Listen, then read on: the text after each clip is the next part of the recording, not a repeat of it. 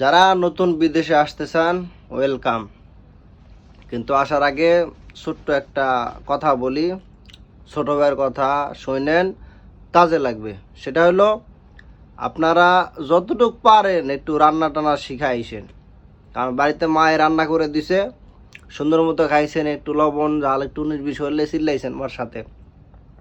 এই যায় সে তোর মা নাই, তাই না? নিজেরই রান্না করে খাইতে হবে।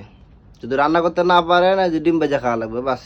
পেঁয়াজ কাটবেন, একটা মরিচ কাটবেন, আর ডিমটা দিয়ে ঘাটা দিয়ে তেল দিয়ে ছাড়িয়ে দিবেন ডিম ভাজি। কিন্তু ডিম ভাজি খেয়ে কি জীবন চলবে ভাইয়া? চলবে না ভাইয়া। আর তোমার গ্যারান্টি নাই যে তুমি আইসা লাখ টাকা কামাইবা, হোটেলে খাইবা, আর হোটেলের খানা তোমার পছন্দ হইব কিনা সন্দেহ। ওকে, তো আসার আগে একটু রান্নাটা শিখাইছো ভাইয়া, যতটুকু পারো। একটু পারো সমস্যা নেই, আইসে শিখা যাবা, কিন্তু একবার পারোই না বিলকুল, তাহলে ভাইয়া সমস্যা। এখানে তোমার আপনজন কয়জন কি আছে এটা তুমি ভালো জানো। আইসা কার সাথে পড়বা, কোন দেশে মানুষ পড়বে, কোনো ঠিক ঠিকানা নাই, কার খাবার কেমন। হ্যাঁ, তো তোমার রুচি মতো যে খানাটা ভালো লাগে তুমি শিখে আইসো, ঠিক আছে?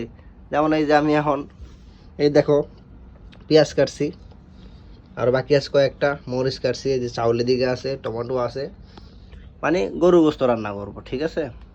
তো তোমরাও একটু শিখে আসার চেষ্টা করো ভাইয়া, উপকারে আসবে।